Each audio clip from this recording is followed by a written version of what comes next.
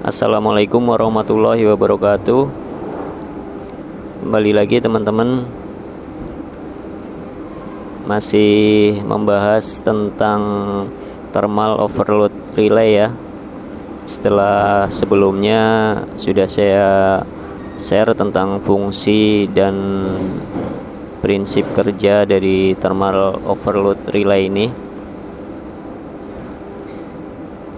bagaimana fungsinya dan cara kerjanya ya. Nah, di kesempatan kali ini saya akan coba membuka covernya. Saya akan memperlihatkan ke teman-teman bagaimana isi di dalamnya, yang nanti saya akan tunjukkan cara kerjanya thermal overload relay ini dalam memutus rangkaian ya, jika terjadi beban lebih. Saya akan langsung coba buka ya.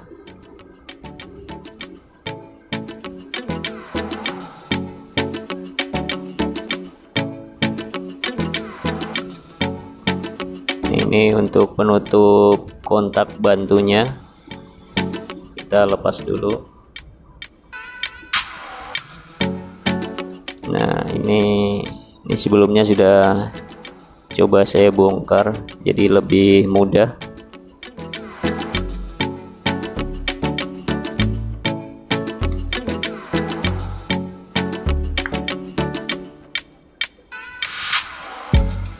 Bagi teman-teman yang belum melihat video sebelumnya, bisa dilihat ya, agar berkaitan tentang pengenalan fungsi dari thermal overload relay ini.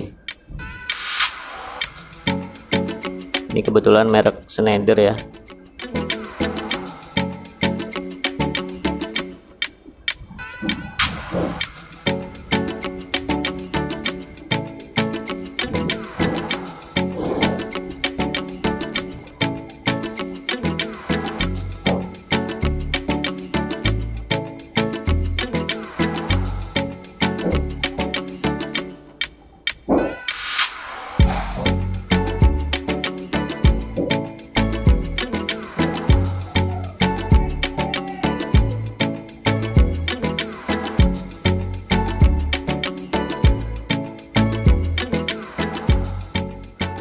Nah, sudah terlihat ya teman-teman. Jadi di sini terlihat ini untuk mengalirkan arus atau tegangan ke motornya ya. Jadi ini yang terhubung ke kontaktor, ke kontak utama kontaktor. Ada 3 kutub ya, dan mengalir ke 246, lalu diteruskan ke motornya. Nah, ini. Dan ini untuk kontak NONC-nya ya. Untuk kontak bantunya yang sebelah kiri 9798 itu adalah NO. Ini adalah NO. Nah, ini kita lihat antara 97 dan 98. Antara 97 dan 98 itu NO. Nah, ini kontaknya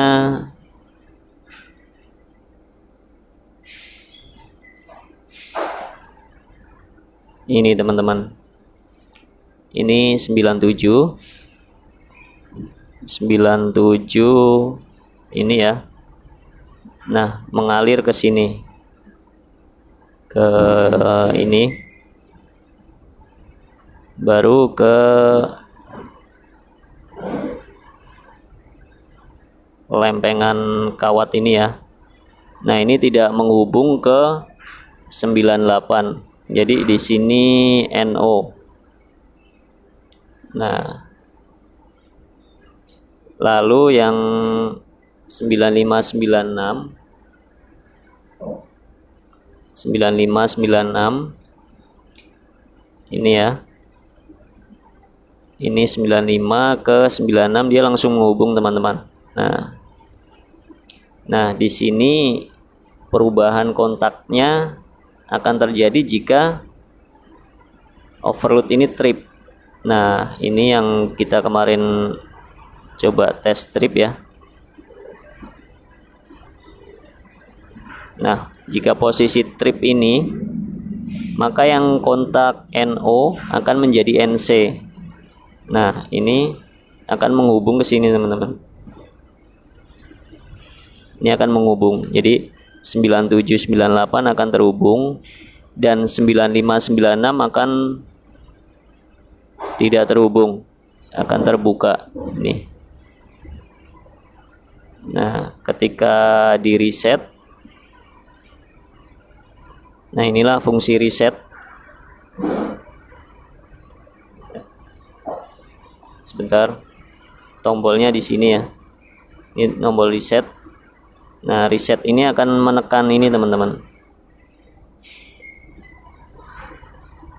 akan menekan ke bawah sini.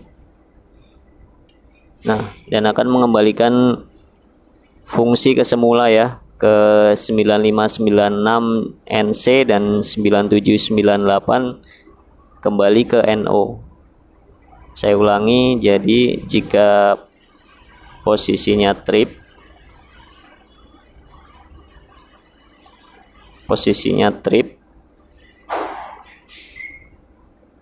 itu yang 9798 yang semula NO akan berubah jadi NC ya.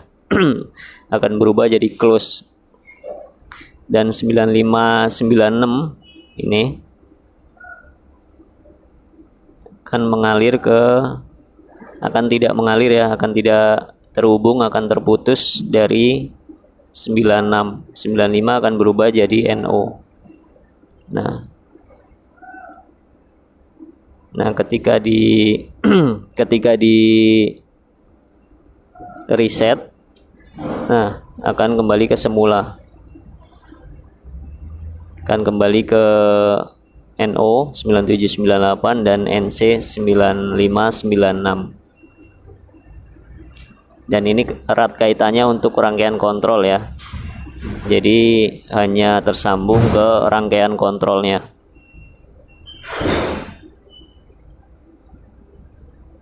Nah dan jika stop, teman-teman bisa lihat ini tombol stop ya,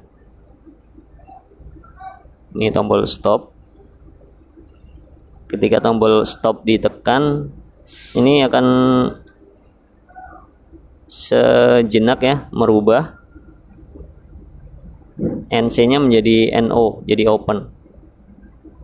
Kurang fokus ya. Nah NC hanya 9596 yang semula NC akan open karena dipencet tombol stopnya. Sementara 9798-nya tidak terpengaruh ya, hanya 9596 yang NC berubah jadi open. Nah ini untuk sesaat memutus rangkaian kontrolnya. Oke, untuk kontak bantu ini sudah jelas menurut saya.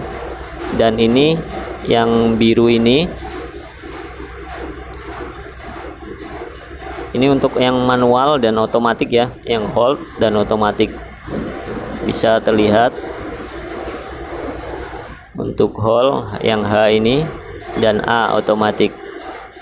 Nah untuk posisi awal dari pabrikan dia akan di posisi H ya, posisi manual.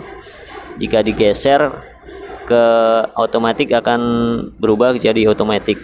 Nah, namun jadi dari aslinya dari pabrikan itu akan tersetting di manual. Jika kita akan merubah ke otomatis, kita membuang ini.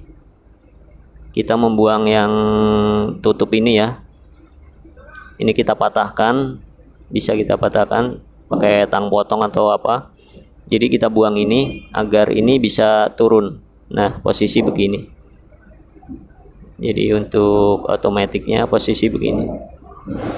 Namun ini sangat jarang dilakukan ya, karena untuk faktor safety dan kemudahan dalam pengecekan ataupun perbaikan itu lebih ke manual atau posisi H.